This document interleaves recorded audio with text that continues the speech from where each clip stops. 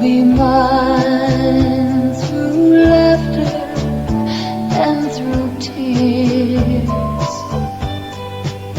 We'll let the whole world see our love will be evergreen through all the years. When it's evergreen,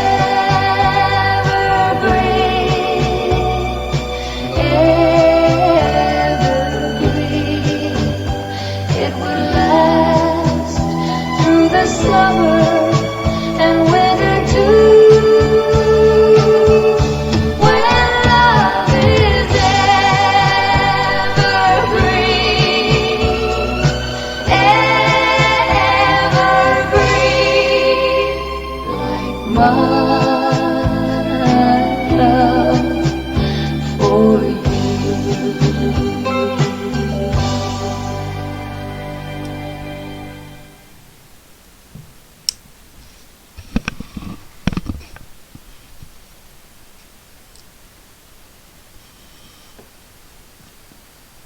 자, 여러분 안녕하세요. 수잔 잭스의 에버그린이었습니다. 오늘도 좋은 아침입니다. 오늘 목요일이고요. 11월 21일. 날씨는 어제보다 조금 풀릴 것 같다라고 하네요. 그저께가 좀 추웠나요? 이렇게 추위를 크게 느끼지 못하겠는데, 어제 제가 낮에 좀 나갔더니만 좀 쌀쌀하긴 했습니다만은 아주 춥다라고 느끼지는 않았습니다. 겨울이 와야 되죠. 겨울이 오면 또 봄이 오고, 이렇게 세월은 흘러 가는 것이고, 주식시장도 마찬가지입니다. 좀 추운 날이 있으면 다시 따뜻한 날이 있고, 최근에 어제가 조금 좀 무기력한 그런 장세 모습이었죠. 아마도 장중에, 무역협상이 좀 잘 안 될 수도 있다라는 얘기 나오면서, 한국 증시가 미리 좀 조정을 받았던 것 같습니다. 그래서 좀 조정을 받으면 또 좋은 날이 있고 이렇게 되니까 전체적으로 흐름으로 볼 때에 미중 간의 협상이 완전 결렬될 것이다 이렇게는 안 봅니다. 그리고 여러 경제 지표가 이제 바닥에서 살아나는 모습 보이기 때문에 적어도 미중 간에는 스몰 딜 정도는 성사시킬 것이다. 그것이 지금 현재 트럼프가 맞닥뜨리고 있는 정치 현실이다. 트럼프의 탄핵이라든가 여러 가지 여건을 볼 때에 트럼프의 그 참모들 그 강경파 참모들이 크들러라든가 이런 그 강경파 참모들 이런 사람들이 결국 트럼프랑 같이 선거에서 이겨야 4년 더 이제 집권이 연장되어야 자기들이 생각했던 어떤 미국 우선주의 요 정책을 계속 해 나가지 않겠냐. 최근 들어서 레리 커들로 같은 사람들도 피터 나바로나 레리 커들로 이런 사람들도 상당히 좀 원래의 자기의 그 강경책, 또 강경파적인 어떤 대중국 정책, 피터 나바로의 데스 바이 차이나 이런 같은 정책들을 많이 좀 죽이고 있다라는 거. 그리고 트럼프의 재선을 위해서 굉장히 협상을 하려고 중국과의 협상을 이루려고 노력하고 있다는 거, 이런 것들을 우리가 좀 긍정적으로 볼 수 있는 부분이다. 자, 오늘 뉴욕 증시가 하락했습니다만은 0.4% 정도 내렸습니다. 그동안 좀 올랐으니까 28,000까지 왔던 다우지수가 0.4 정도 내린 것 정도는 우리가 전체적으로 상승세에서의 조정이다 이렇게 보는 게 맞을 것 같습니다. 미중 합의가 어렵다라는 관측이 나오고 또 협상 타결이 되지 않으면은 12월 15일 날 다음 얼마 안 남았죠? 다음 주인가요? 한 3주 남았는데 1560억 달러의 15% 추가 관세 요게 다시 시행되지 않겠냐 하는 관측이 나오면서 좀 조정이다 그러는데 제가 보기에는 지금 현재는 낙관론이 더 우세하다 이렇게 봐야 될 것 같습니다. 또 연준의 통화정책 회의록이 공개가 됐는데 이번 세 번의 금리 인하로 중기 금리 조정이 마무리되었다 하는 얘기가 나왔는데 요것도 이제 그때 이미 다 우리가 생각했던 부분이에요. 특별하지 않습니다. 특별하지 않은 그런 재료이기 때문에 요 두 가지가 오늘 핵심 재료인데 뭐 특별하지는 않았다 이렇게 보여지고, 그로 인해 가지고 내린 것이 아니라 좀 주가가 올랐기 때문에 내렸다 이렇게 보는 게 맞을 것 같습니다. 지금 뭐 한 번 더 설명을 했죠. 중국이 12월 추가 관세 보류와 기존 관세 철폐를 고집하자 미국이 직접 재산금 보호와 금융시장 확대 등 더 큰 양보를 요구했다. 지금 현재 스몰딜에서 지적 재산권의 보호라든가 금융시장 확대 같은 것들이 해결될 거라 보지는 않습니다. 요거는 이제 이번 스몰딜 1단계 딜 말고 2단계 딜에서 아마 제기될 수 있는 문제가 아닐까 생각을 해봅니다. TD증권의 JJ 키는 추가 관세에 대한 경계감이 주식시장을 누르고 있다. 기업의 어닝스 프라이즈가 무역 악재를 이기기 어렵다. 그렇죠. 뭐 기업의 어닝스 프라이즈는 개별 재료가 되는 것이고, 무역 악재는 이제 전반적 재료가 되겠죠. 연준의 통화정책 의사록 미국의 펀더멘탈이 크게 훼손되지 않는다면 더 이상 금리를 내리지 않는다는 것에 공감했다. 근데 사실은 여기서 더 금리를 내리면 안 된다는 거죠. 금리를 더 내리면은 거꾸로 미국의 펀더멘탈이 훼손된다라는 의미이기 때문에 금리를 3번쯤 내리고, 그러니까 소프트 랜딩 뭐 미세 조정이라 할 수는 없겠지만 어쨌든 현재 미국의 금리 조정은 작은 조정이다. 3번의 금리 조정으로 일단 경기가 순항할 수 있는 에너지를 제공하는 정도다. 이렇게 이제 보시면 될 것 같다 생각이 들고, 저는 여기서 금리를 더 내리지 않는 것이 글로벌 증시에도 호재가 된다라고 보고 있습니다. 애플과 캐터필러가 한 1.5%가 내렸고요. 브로드컴과 아날로그 디바이스, 퀄컴 이런 것도 한 2% 정도 내외 하락. 근데 이것이 지금 이제 그 전에 많이 올랐어요. 애플도 많이 올랐고, 뭐 아날로그 디바이스라든가 퀄컴 같은 것도 좀 올랐기 때문에 반도체 관련주도 좀 올랐잖아요. 그래서 좀 내렸다 이렇게 보시면 될 것 같고, 반면에 실적이 좋았던 타겟, 이제 할인점이죠. 타겟이 14% 상승했고, 로스 역시 뭐 이름 그대로 할인점이죠. 4% 상승했다. 자, 북한 친구들은 돌아가면서 계속해서 이제 한국에다 대고 미국에다 대고 철폐해라. 뭘 철폐해라? 대북 적대시 정책을 철폐해라 그러고 있는데, 오늘도 최선희가 또 그 얘기를 했습니다. 지금까지 최선희만 실세라 그런가 아무 얘기 안 했는데, 마지막으로 최선희가 대북 적대시 정책 철폐해라 라고 얘기 나왔으니까 이제 뭐 다 끝난 거 아니냐. 이제는 이제 북한의 북한의 미국 공격이 거의 끝나지 않았을까 생각을 해봅니다. 이제 그렇게 보고 있는데, 최선희 다음에 이제 김정은만 남았죠. 지금 최선희가 지금 이제 실제 북한에서는 최근의 실세 그렇게 봐도 될 것 같아요. 최근의 실세. 자, 어쨌든 간에 이제 최선희가 러시아에 갔습니다. 러시아에 간 이유는 러시아와 어떤 밀착 관계를 보이면서 미국에 대한 어떤 시위 이런 걸로 봐야 되는데, 러시아 외무차관 얘기가 러시아 외무차관하고 최선희 부상하고 이제 회담을 했습니다. 그래서 모르굴로프 외무차관 최선희 부상은 블라디미르 티토프 외무부 1차관의 초청으로 모스크바에 왔다.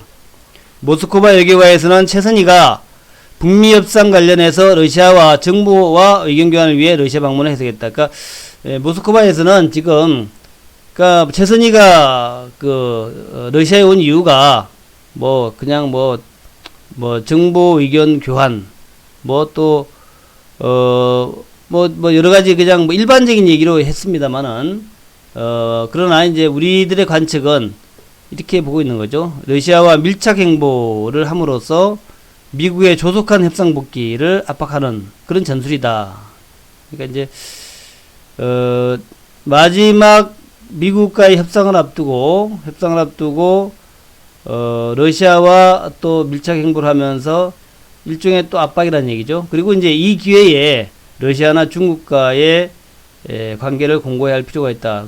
옛날에는 이제 김정은이가 협상을 앞두고 꼭 중국을 방문했죠. 중국을 방문했는데, 이번에는 중국 방문을 아직 안 했는데 앞으로 할 수 있습니다. 어쨌든 북미 대화를 앞두고 중국을 방문했던 그런 이제 그 김정은의 그 행보가 이번에도 또 이어질지 요거 한번 봐야 될 것 같고, 이번에는 좀 다르게 최선희의 러시아 방문으로 어떤 그 북한의 어떤 뭐랄까 일단 그 미국 압박 쇼 이거가 이제 마무리되는지 이걸 좀 잘 봐야 될 것 같습니다. 모르글로프 차관은 우리는 북한과 미국이 가능한 한 조속히 대화를 재개할 것을 촉구하고 있다. 북한에다 그러면 될 거 가지고 말이에요, 그죠? 모르글로프 차관, 러시아가 그렇게 얘기한 것이 좀 먹힐지는 잘 모르겠습니다만은, 우리는 북한과 미국이 가능한 한 조속히 대화를 재개할 것을 촉구하고 있다. 그런 얘기 했다 그래요. 일단 나쁘지 않은 얘기다 생각이 되고요. 그 다음에 최선희가 어제 협상을 하고 난 다음에 나와서 기자들과 만나서 기자회견을 했다라기보다는 기자들과 만나가지고 그렇게 얘기를 했습니다. 핵 문제가 협상 테이블에서 내려지지 않았나 이렇게 생각한다 라고 이제 또 은근히 또 한번 압박을 한 거예요. 최선희가 이제 러시아까지 가서 세르게이 라브로프 외무장관과 회동한 다음에 이제는 아마 핵 문제와 관련한 논의는 앞으로 협상 테이블에서 내려지지 않았나 하는 게 제 생각이다. 한 번 더 압박하는 거죠. 그리고 이제 상당히 좀 조심스럽긴 해요. 협상 테이블에서 내려지지 않았나 하는 게 제 생각이다. 하는 거죠. 최선희의 생각이라는 거죠. 김정은의 생각이 아니라. 미국과 앞으로 협상하자면 대조선 적대시 정책을 다 철회해야 핵 문제를 다시 논의할 수 있을 거라 생각한다. 다시 이제 얘기한 거죠. 마지막으로 또 대조선, 북한 적대시 정책의 철회를 다시 한번 이제 얘기한 거다. 그럼 북한 적대시 정책이라는 게 뭔가 하는 건데, 대표적인 게 한미연합훈련 같은 게 이제, 그러니까 북한을 적으로 보지 않는다. 북한을 적으로 보지 않고, 친구로 봐달라. 이 얘기죠. 협상하려면은. 그래서 이제 친구로 보기 위해서는 한미연합훈련 하지 말고, 더 나아가서는 미군을 감축시키고 이런 것도 들어갈 수 있을지 모르겠지만, 어쨌든, 늘 이제 북한이 얘기하는 게 전쟁 노름 하지 마라 이런 얘기잖아요. 전쟁 노름. 북한을 쳐들어오려고 하는 그런 전쟁 노름, 그거가 이제 한미연합훈련이다 보고 있고, 또 사실은 또 한미연합훈련 하게 되면은 사실상 굉장히 고롭대요. 그러니까, 북한의 모든 활동이 다 중지된다 그래요. 그 시간 동안에는. 그래서, 미국의 비행기가 이렇게 뜨면은, 북한의 비행기도 다시 떼야 되고, 북한 돈도 없는데, 비행기 한번 떠도 돈 많이 들어가잖아요. 그러니까, 근데 전략 폭격기 B-52 같은 게 타 오면은, 북한은 완전히 이제 방공 체제로 들어가고, 이렇게 되니까, 우리나라 따지면은 이제, 벨 울리고, 벨 막 울리면서 이제 대피하고, 이런 이제, 그런 식으로 하는 것 같아요. 그러니까, 그러다 보니까 너무 피곤하고 힘들다, 이런 얘기 같습니다. 자, 어쨌든 간에, 다시 한번 마지막으로 지금까지 최선희는 조용했는데, 마지막으로 대조선 적대시 정책을 철회해라. 이렇게 다시 얘기했죠. 그래야 핵 문제를 논의할 수 있다. 그 전날 이제 김명길이가 적대정책 철회부터 먼저 해라. 이거 적대정책 철회부터 철회하라. 이게 아닌데.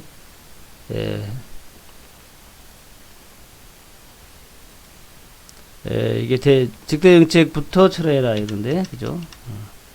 같은 맥락이다. 최근에 북한 고위층 인사 중에서 김영철, 김기관 쭉 번갈아 가면서 이제 선 적대정책 철회를 주장하고 있는데, 그의 일환으로 마지막으로 최선희가 러시아 가가지고 또 다시 한번 마치 이제 러시아하고 합의를 한 듯한 그런 얘기를 하고 있다.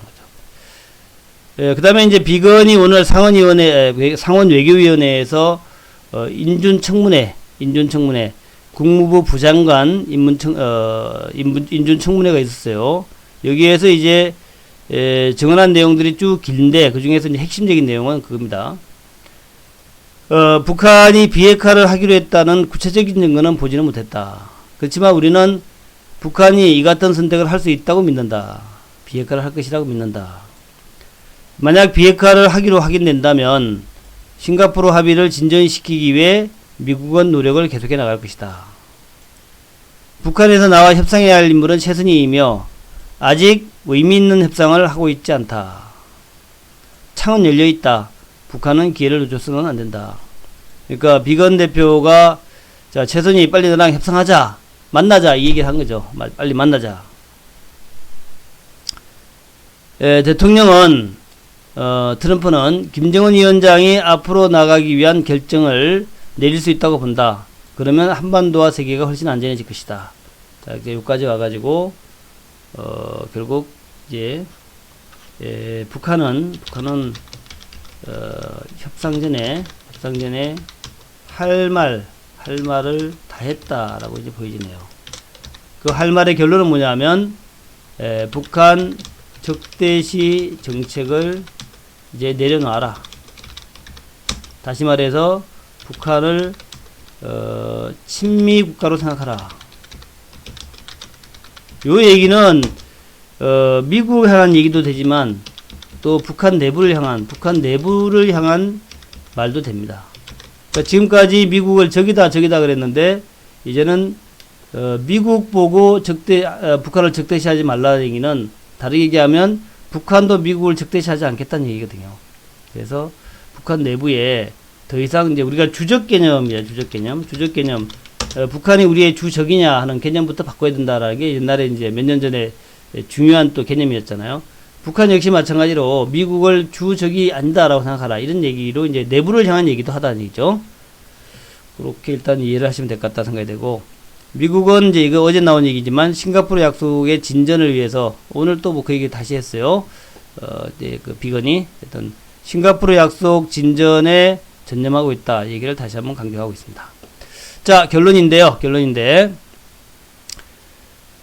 오늘 국내적으로 경제적으로 중요한 뉴스는 카카오가 카카오뱅크의 대주주가 되었다 하는 얘기입니다. 이게 이제 가장 중요한 내용이에요.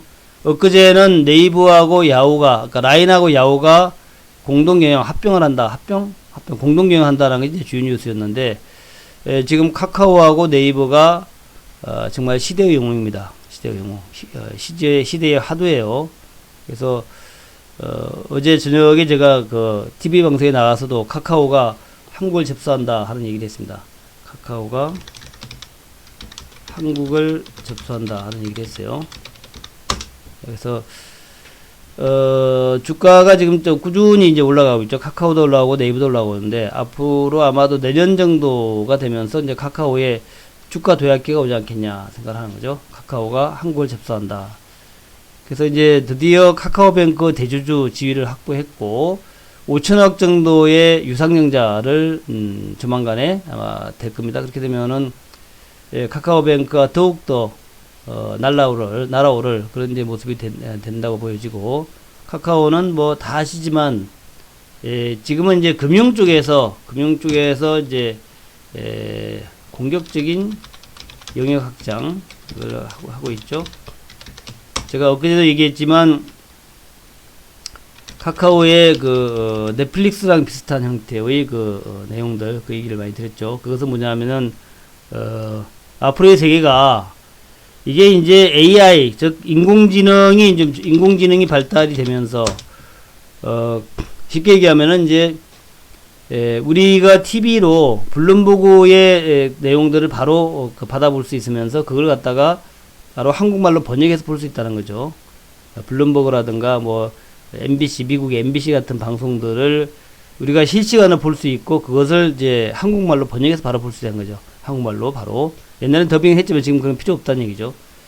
그 다음에 이제 뭐 넷플릭스 같은 뭐 그런 것도 그렇고, 네, 대북주.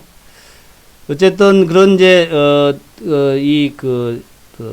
지금 이제 올해 내년까지는 이제 이 카카오나 네이버가 간편결제가 페이죠. 간편결제. 그러니까 페이를 중심으로 해서, 그러니까 그 네이버, 그러니까 야후에 일본 야후가 이제 페이페이라는 게 있었고, 페이페이. 그리고 라인은 또 라인페이가 있었잖아요. 라인페이하고 그 야후의 페이페이가 서로 열심히 싸우다 경쟁하다가 이제 출혈 경쟁을 하다가 전격적으로 이제 합병을 했다는 얘기죠. 그렇게 할 만큼 그렇게 지금 현재 페이 전쟁이 중요하고, 이 페이가 간편 결제가 그리고 금융시장을 다 장악한다는 얘기입니다. 한국의 금융시장을 앞으로 시간이 지나면 지날수록 카카오가 장악할 수 있다. 그런 얘기가 되는 거예요. 그리고 일본의 라인은 야후랑 같이 합병해서 아시아의 금융시장을 장악할 수 있다. 이런 얘기란 말이죠. 그리고 지금 이제 진행되는 이제 카카오 TV라든가 카카오 TV, 뭐 네이버 TV 이런 거에 그 경향을 보게 되면 결국에는 이 그 커뮤니케이션이라고 하면은 이제 뭐 TV도 있고 TV 또 뭐 영화 또 뭐 동영상 그다음에 뮤직이죠. 뮤직 이런 것들이 전부 커뮤니케이션인데 이 커뮤니케이션마저도 카카오나 네이버 같은 이런 이제 어떤 커뮤니케이션의 중심에 있는 쪽에다 장악을 할 수 있다는 거예요. 지금 그렇게 이제 쭉 나가고 있죠. 사업 전개를 보게 되면 그렇게 나가고 있다는 거고, 또 하나가 이제 쇼핑도 장악할 수 있다는 거죠. 지금 이제 네이버 쇼핑에 나가는 모습이라든가 일본의 야후도 이제 3위라 그래요. 3위. 이제 3위인데 라인과 합병을 하면서 이제 2위로 곧 올랐을 것이다라고 그럽니다. 그래서 온라인 쇼핑마저도 카카오하고 네이버가 장악할 수 있다. 이런 개념으로 여러분 보시면은 카카오하고 네이버가 얼마나 중요한 기업이고 앞으로 얼마나 급성장한다는 것을 알 수 있다는 거죠. 그래서 카카오하고 네이버는 그야말로 이 시대의 영웅이다. 장기적으로 볼 때 최고의 1등주가 된다는 거죠. 한국을 접수한다 하는 관점에서 카카오가 한국을 접수하고 네이버가 아시아를 접수한다. 이런 개념을 보시면 됩니다. 카카오가 한국을 접수하고 네이버 라인이 아시아를 접수한다. 이렇게 보시면 돼요. 이렇게 그런 개념을 보시라는 얘기죠. 자, 북한 최고위층에 잇따른 선 적대 정책 철회, 이 얘기는 결국 북미 협상의 시점이 거의 가까워지고 있다 하는 이런 얘기다. 그래서 제가 볼 때는 아마도 조만간에 실무 협상이 성사될 것이다. 그렇게 생각합니다. 북미 협상의 시점, 드디어 최선희까지 뭐 핵을 내려놓겠다는 등, 테이블에 내려놓겠다는 등 계속해서 미국을 향해서 적대 정책을 철회하고 협상을 하자라는 얘기를 하고 있기 때문에 조만간에 아마 실무 협상이 성사되지 않겠냐. 그것은 이제 비건이 평양에 갈 수도 있고 최선희가 미국에 갈 수도 있고 물론 뭐 제3국에서 만날 수도 있겠습니다만은 그런 이제 개념으로 보시면 될 것 같다. 그 다음에 이제 최근에 외국인들의 매도가 많았는데 이건 아마 MSCI 리밸런싱이 다음 주 화요일이기 때문에 그와 관련해서 대량의 외국인 매물 출회됐다 생각이 되고요. 아마도 지금까지의 과거의 예를 볼 때에 리밸런싱 일주일 전에는 대량의 매물이 쏟아졌지만 시간이 되면 될수록 외국인들이 다시 매도를 멈추고 매수로 되더라고요. 그러니까 다음 주 되면 아마 외국인의 매수가 다시 재개될 거로 예상을 하고 있다. 이제 그렇게 보시면 되니까 어쨌든 간에 이런 리밸런싱에서의 어떤 매물은 그 다음에 다시 매수가 되면서 나쁘지 않은 흐름을 만들더라 하는 거죠. 자, 어제 시장은 코스피 27포인트 그리고 코스닥 12포인트 내렸는데 비교적 좀 많은 하락이었고 등락률을 보게 되면은 이게 이제 보세요. 코스피 같은 경우에 어제 그저께가 80%였죠. 어제 그저께 그다음에 그저께가 49%야. 어제는 18%입니다. 어제는 그러니까 717개가 하락을 했고 134개가 상승을 했거든요. 그러니까 어제는 전반적으로 안 내린 종목이 없을 정도로 대부분 다 내려서 700개가 내리고 130개가 상승했죠. 자, 코스닥 같은 경우에는 등락률이 20%였는데 116이었다가 41이었다가 20% 내려왔거든요. 하락 종목이 무려 1059개 어제요. 1059개. 상승은 219개예요. 212개. 1000개가 내리고 200개가 올랐으니까 대부분 다 내렸다라 보이죠.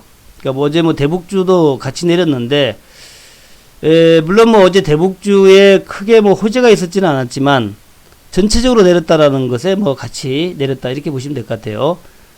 코스닥은 1000개가 내리고 200개가 상승을 했고 코스피는 700개가 내리고 130개가 상승했고 그러니까 어제까지 해서 약 3일 동안 이 개별주성 종목군들 테마성 종목군들이 대부분 크게 하락을 했다라고 볼 수 있겠고요. 이제 그 얘기는 또 뭐냐 하면은 대개는 이 3일간 하락이 압도적이면 그러면은 이제 4일째쯤에는 반등을 합니다. 그래서 오늘은 뭐 대부분 다 종목들이 반등이 확실하지 않겠나 생각이 되고요. 그래서 뭐 그것이 대북주건, 바이오주건, 그 외에 뭐 IT 주건, 이런 것들이 전부 오늘은 반등에 나서는 될 것 같다. 반등에 나서는 모습이 될 것 같다.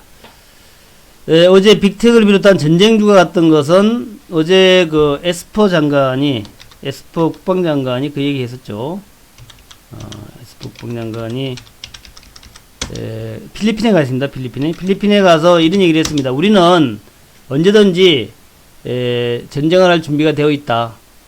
Fight tonight, 그렇죠. fight. 오늘 저녁에도 전쟁. 이건 이제 일반적인 이제 미국 국방부에서 늘 하는 얘기입니다. 언제든지 우리는 전쟁을 할 준비가 되어 있다 하는 거고, 그 얘기를 다시 한번 이제 필리핀에서 얘기를 한 거죠. 에스퍼 장관이 이제 북한이 원하는 우호적 조치를 했죠. 그 우호적 조치는 뭐냐면은 이제 한미연합훈련 연기를 한 거죠. 연기를 했는데, 북한이 한미연합훈련 연기를 하게 되면은 고맙습니다 그러고 그냥 협상을 해야 되는데, 여기다 대고 이제 또다시 적대정책 철폐를 또 얘기하면서 더욱더 강하게 미국 향해서 얘기를 하고 있으니까 에스퍼 장관이 열받아 가지고 우리는 뭐 물론 이제 북한에 대해서 우호적인 군사 정책을 취했지만, 그렇지만 오늘 저녁이라도 우리는 싸울 준비가 돼 있다. 요걸 또 강조를 했고, 그것이 아마 어제 빅텍의 상승에 또 이유가 되지 않았느냐. 그냥 뭐 건수 있으면 올라가는 거죠. 별거 아닙니다. 네. 그렇게 보시면 되고. 자, 어제 대형주들의 모습들, 어제 오른 게 별로 없었는데, 대형주들의 모습들, IT, 자동차, 화학주들, 철강주들, 건설주들, 별볼이 없었고, 그나마 네이버하고 카카오만 보합 정도로 유지가 됐습니다. 네이버, 카카오. 제가, 이 시대의 영웅주라고 하는 네이버, 카카오. 요거만 어제 보합 정도로 유지가 되는 그런 모습이었다. 견조하기 때문에 아마도 장 좋아지면 아마 올해 말과 내년도까지 해서 뭐 최고의 대장주, 영웅주가 될 것 같아요. 네이버와 카카오 꼭 주목하시 바란다 말씀드리고, 그 다음에 이제 남북 경협주들 어제 뭐 2, 3% 정도 다 내렸습니다. 부산산업부터 시작해서 어제 대아티아이는 5% 내렸네요. 또 일신석재, 아난티, 용평리조트하고 아난티가 비교적 좀 덜 내렸고, 그 다음에 인디에프나 뭐 개성공단도 내렸고, 반면에 이제 그 SOC 관련해서, 그러니까 도로 관련된 이 SOC 토목 관련주들, 도화엔지, 우원개발, 특수건설, 신원조가 이런 것들 몰랐는데, 요거는 이제 북한 문제라기보다는 최근에 정부의 SOC 강화 정책, 요거에 좀 이제 수혜를 받는 것 같죠. 그것 때문에 좀 올라왔다 생각이 되고, 그다음에 한국내화 영도 좀 내렸고, 특별히 대북주가 많이 내렸다라기보다는 전반적으로 어제 뭐 내린 흐름에 뭐 동참했다 그렇게 보는 게 맞을 것 같아요. 그 다음에 바이오 쪽에서도 전반적으로 다 내렸는데, 그 중에서 가장 그래도 좋았던 쪽이 최근에 뜨고 있는 그 바이오 신약주, 최근에 여러 가지 연구 성과가 있는 셀리버리, 필룩스, 오스코텍 쪽은 좀 선방하고 있다. 오스코텍은 최근에 종목은 아닌데, 어쨌든 최근엔 셀리버리하고 필룩스가 잘 올라가고 있죠. 요것들이 선방하고 있고, 또 비보존으로 인해 가지고 비만성 진통제 관련된 재료를 갖고 있는 테콘 RF, 이것도 뭐 비교적 선방하고 있고, 셀리드라 읽어야 되나? 셀리드, 하늘바이오, 그렇고요. 또 왜 이제 그 마이크로 바이옴이라 그러죠. 비피도, 네오크레마 어제 상한가에 갔습니다. 네오크레마하고 비피도하고 거의 비슷한 쪽인데, 네오크레마가 좀 시총이 아직도 좀 싸죠. 그래서 좀 그거 같고. 다음에 이제 큐리언트도 2% 정도 올랐다.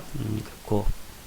다음에 이제 치매 관련해서 셀트리온과 패치 제한하는 아이큐어 오늘 12% 내렸고, 신풍제약, 신신제약 비슷한 치매에 관련된 뭐 내용들을 연구하고 있죠. 치매라든가 뭐 뇌졸중이라든가 이런 것들. 그 다음에 이제 셀트라든가 삼성바이오 쪽은 비교적 어제 뭐 플러스를 유지를 했습니다.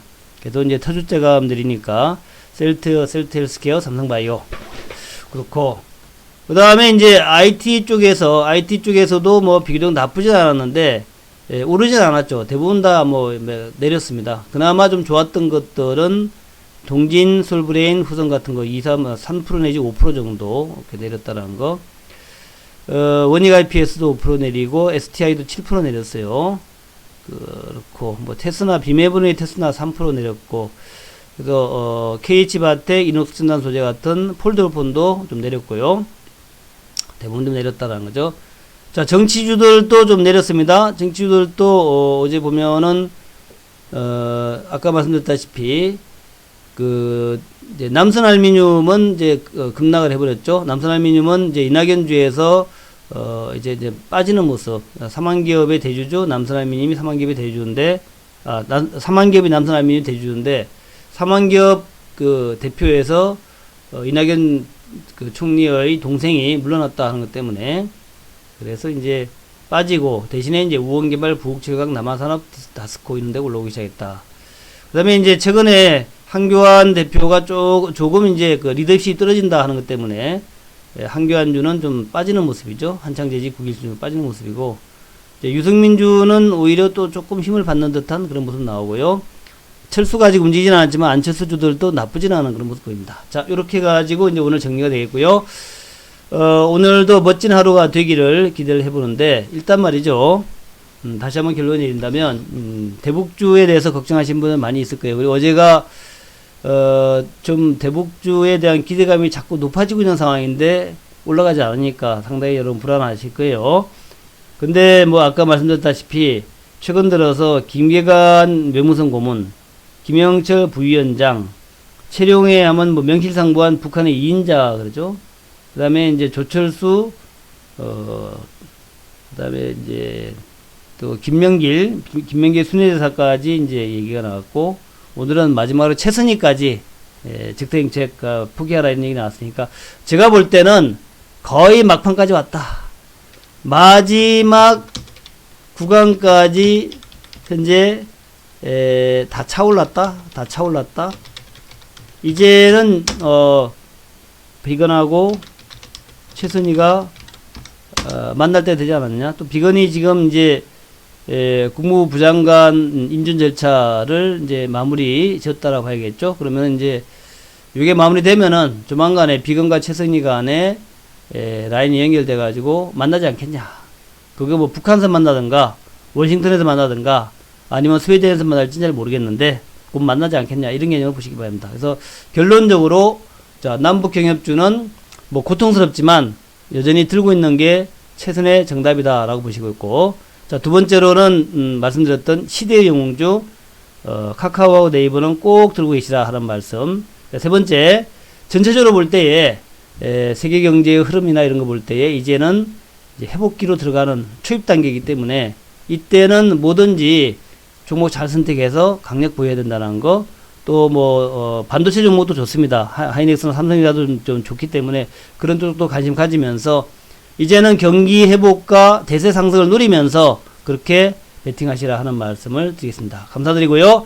자, 오늘도 화이팅 박수 치면서 마무리하겠습니다. 그리고 회원가입은 다 아시죠? 제가 얘기 안 해도 우리 종목군들 대박의 대박 랠리를 이어갈 것이다 라고 생각하시면서 제가 쭉 강조하는 종목들, 또 우리 회원분들은 오늘도 멋지게 멋진 하루를 만들어 가자 하는 말씀드립니다. 네, 하수님, 초이님, 파로스님, 하면된다 대박님, WSJ님, 황금만당님, 아주 오래되셨죠? 기덕이랑 가람이랑 성주 상일, 예, 감사드리고요. 금강리님, 좋은 하루 되시기 바랍니다. 감사합니다. 환한 아침님,